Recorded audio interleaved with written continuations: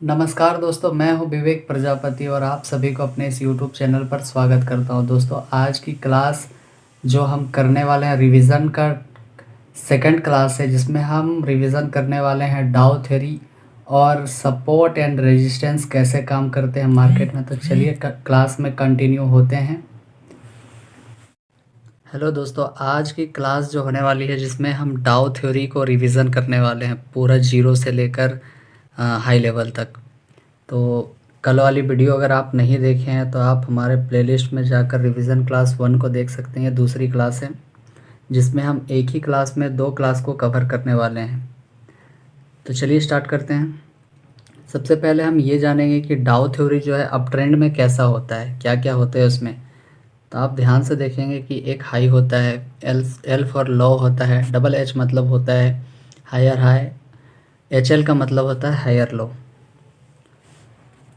तो आपको अगर देखा जाए तो डाउ थ्योरी में जब भी मार्केट को हम देखेंगे अप ट्रेंड में, तो मार्केट हमेशा इस टाइप की करके जाती है ऊपर। तो सबसे पहले एक हायर हाई बनाएगी, फिर higher low, higher high, higher low, higher high, higher low, higher high, higher low करके मार्केट ऐसे ही करके ऊपर जाता है अप ट्रेंड में। बात इतनी समझ में आए, आगे बढ़ें। चलिए देखते हैं आगे अगला क्या है। अगला आप ध्यान से देखेंगे तो डाउ थ्योरी का दूसरा है जिसको डाउन ट्रेंड के नाम से जानते हैं, कि मार्केट जब भी नीचे आती है तो हमेशा किस प्रकार से आती है। तो इसमें अगर एल का मतलब समझेंगे तो लो है, एच का मतलब वही हाई है, इसमें डबल एल है यानी कि लोअर लो है, और एल एच है तो लोअर हाई है। तो देखिए मार्केट जब भी नीचे उतरती है तो एक हाई बनाएगी, फिर लोअर लो, फिर लोअर हाई, लोअर लो, लोअर हाई करके नीचे ऐसे करके डाउन ट्रेंड में मार्केट आती है। चलिए आगे देखते हैं। जिन को समझ में नहीं आ रहा तो वीडियो को प्लीज़ एक बार पीछे करके ज़रूर देखें, जिसमें आपको बेहतर समझ में आएगा। फिर भी समझ में नहीं आ रहा है तो आप मुझे कमेंट करके पूछ सकते हैं।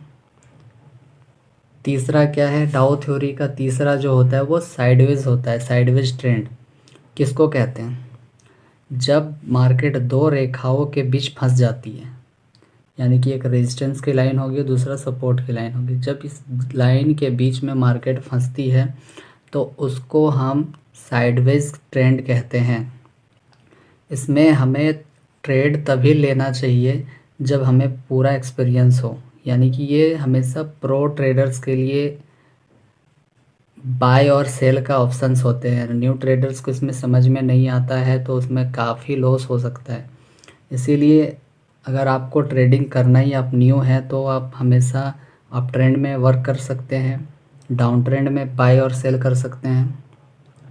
चलिए आगे देखते हैं। सबसे पहले यहाँ पर देखेंगे सपोर्ट एंड रेजिस्टेंस कैसे ड्रॉ करते हैं।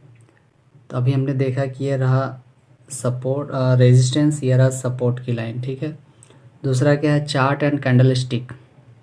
चार्ट, एक चार्ट किसी समय विधि में किसी असिस्ट की कीमत की गतिविधि को दर्शाता है, वह चार्ट कहलाते हैं, ठीक है। डिमांड एंड सप्लाई फोर्सेस के समीकरण को समझाने या दिखाने में मदद करता है। पास्ट क्या होता है, बताता है, अतीत बताता है, और भविष्य में की भविष्यवाणी करने में बहुत मदद साबित होता है। चलिए आगे बढ़ते हैं। Candle stick. कैंडल स्टिक का उपयोग ट्रेडिंग पैटर्न की पहचान करने के लिए किया जाता है। अतः कैंडल स्टिक, जिसे जापानी कैंडल स्टिक चार्ट भी कहा जाता है, 18वीं शताब्दी में जापानी चावल व्यापार द्वारा विकसित हुआ था। ये कैंडल स्टिक आमतौर पर एक निश्चित समय सीमा पर मूल्य के बाजार उतार चढ़ाव को दर्शाता है। चलिए और आगे देखते हैं क्या है। बात इतनी समझ में आई तो दोस्तों, वीडियो में नए हैं तो अभी सब्सक्राइब करें, दोस्तों के साथ शेयर करें और लाइक करें, कमेंट करें। जो यहाँ पे भी प्रॉब्लम हो रहा है तो आप यहाँ पर मेरे से पूछ भी सकते हैं। दूसरा क्या है, price and parameters. Price and parameters for a given time frame has following 4 parameters. एक निश्चित समय सीमा के लिए 4 मापदंडों का पालन कर रहे हैं कीमत, ठीक है। दूसरा क्या है, opening.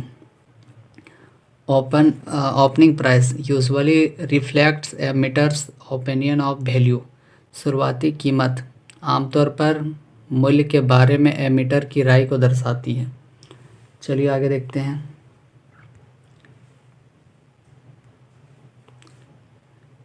Highest price during the time frame समय सीमा के दौरान उच्चतम कीमतों को बताता है, जिसको हम हाई कहते हैं। लो का मतलब होता है lowest price during the time frame, समय सीमा के दौरान सबसे कम कीमतों को बताता है, इसको हम लो के नाम से जानते हैं। क्लोज किसको कहते हैं? Closing price usually driver by professional PROS। चलिए आगे देखते हैं। किसी भी प्राइस में के कितना पैरामीटर्स होते हैं? 4 पैरामीटर्स होते हैं। कैंडलस्टिक एग्जाम्पल में हम समझने की कोशिश करेंगे।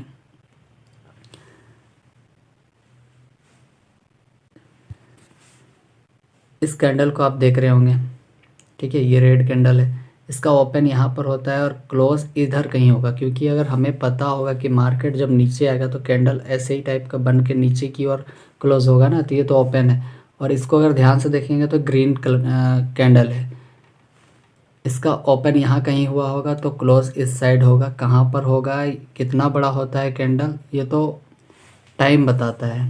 तो अगर इन दोनों को कंपेयर किया जाए तो इसका क्लोज जहाँ पे होगा उसका ओपन यहाँ पर होगा, इसका ओपन जहाँ पर होगा उसका क्लोज यहाँ पर होगा, यानी कि ग्रीन वाला का। इसका हाई ये है, मीडियम ये है और लो ये है। इतनी बात समझ में आई? तो दोस्तों अगला क्या है देखते हैं। अगला क्या है दोस्तों? टाइम फ्रेम है। हम समझेंगे कि टाइम फ्रेम हमें कब और कहाँ यूज़ किया जाता है, टाइम फ्रेम किस प्रकार से होते हैं। सबसे पहले देखेंगे कि मंथली चार्ट है, वीकली चार्ट है, डेली चार्ट है, हावर चार्ट है। इंट्राडे में 1 मिनट, 5 मिनट, 15 मिनट लगाकर हम चार्ट को देखते हैं, इसको हम टाइम फ्रेम के नाम से भी जानते हैं। दूसरा क्या है? Trend line, support and resistance. Trend line price एक ऐसी रेखा है जो दिशा दिखाने के लिए ऊंचे या निचले स्तर पर खींची गई एक रेखा है, जिसको हम ट्रेंड लाइन कहते हैं। ट्रेंड लाइन किसी भी टाइम फ्रेम में सपोर्ट और रेजिस्टेंस का एक रिप्रेजेंटेशन होता है, ठीक है। सपोर्ट ट्रेंड लाइन, ट्रेंड के निचले स्तरों को मिलाने वाली एक रेखा खींची जाती है, जिससे हम सपोर्ट की लाइन कहते हैं। सपोर्ट की लाइन में अगर देखना है, देखिए इस टाइप का होता है। सबसे पहले ये रेजिस्टेंस होगा जो ऊपर की ओर होगा और सपोर्ट का हमेशा नीचे बनता है, ठीक है। आगे देखते हैं। रेजिस्टेंस ट्रेंड लाइन ट्रेंड के उच्चतम बिंदुओं को जोड़ने वाली लाइन है, जिसका हम रेजिस्टेंस ट्रेंड लाइन कहते हैं। दूसरा क्या है? रीडिंग रेंज और चैनल। स्टॉक जो है वो सपोर्ट और रेजिस्टेंस लाइन के बीच में चलती रहती है। अभी मैंने दिखाया कि ये रेजिस्टेंस की लाइन है और दूसरा ये सपोर्ट की लाइन। जो जब भी ट्रेंड जो होती है इस लाइन के बीच में कभी इसको तोड़ती है, कभी इसको तोड़ती है, और ये हमेशा बीच में चलती रहती है, दोनों के लाइन के बीच में। अगला क्या है? ब्रेकआउट और ब्रेकडाउन। जब भी कोई स्टॉक, यहाँ पे स्टोर गलती से टाइपिंग हुआ, स्टॉक होगा, पर दबाव बनती है दोनों तरफ से, तो स्टॉक की कीमत प्राइस लाइन से ऊपर नीचे टूट जाता है, उसको हम ब्रेक आउट या ब्रेक डाउन दोनों भी कह सकते हैं। वो हमेशा ट्रेंड रिवर्सल के संकेत होते हैं और हम तभी खरीदने या बेचने की पुष्टि करते हैं। अगर आप ध्यान से देखेंगे तो ये दो लाइन है, ये रेजिस्टेंस है और ये सपोर्ट की लाइन है। मार्केट जब भी अप ट्रेंड में जाके इसको तोड़ती है तो ये वाला जो होता है, अब इसका जो लाइन है ये अब इसका सपोर्ट बन जाता है, और मार्केट का ऊपर जो जाने वाला है वो रेजिस्टेंस कहीं पर भी हो सकता है। चलिए आगे देखते हैं।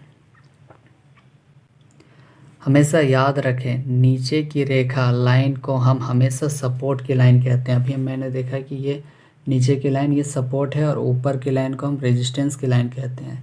हमेशा याद रखें, ऊपर की लाइन रेखा को हम हमेशा रेजिस्टेंस की लाइन कहते हैं। फॉर एग्जांपल के लिए अगर समझना चाहेंगे तो देखिए, ये हमारे पास कुछ चार्ट्स बने हुए हैं।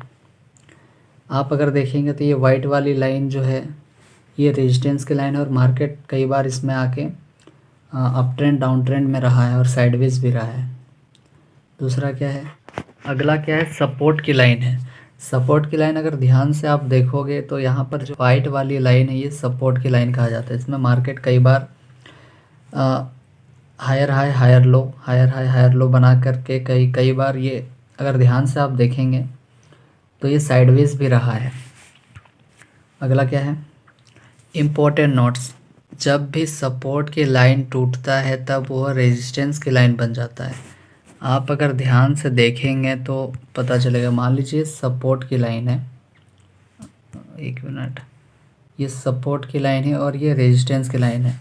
तो जैसे मार्केट डाउन ट्रेंड में आकर इस लाइन को ब्रेक डाउन करती है, तोड़ती है, तो अब ये लाइन क्या हो गया है, इसका रेजिस्टेंस बन गया है। और यहाँ पर कहीं पर जहाँ पर मार्केट आएगी, जहाँ पर ये मार्केट ज़्यादा देर रुकेगी, वो इसका सपोर्ट बन जाएगा। आगे देखते हैं।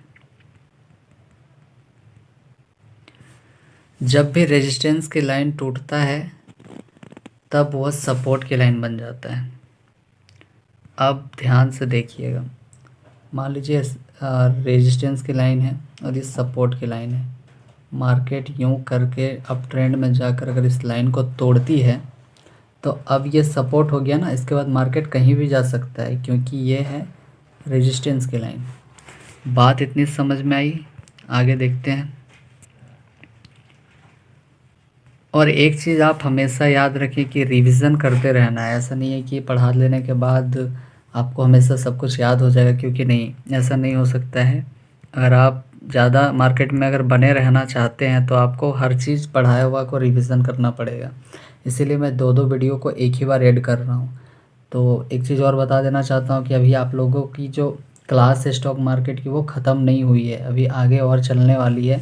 पर अभी मैं सोच रहा हूँ कि रिवीजन करवा दूँ, क्योंकि जो हम 30 क्लास कंप्लीट कर चुके हैं वो हम 12 या 15 दिन में क्लास को कवर करेंगे रिवीजन करके। जो लोग नए हैं वीडियो में तो लाइक करें, शेयर करें अपने दोस्तों के साथ और चैनल को सब्सक्राइब करना बिल्कुल ना भूलें।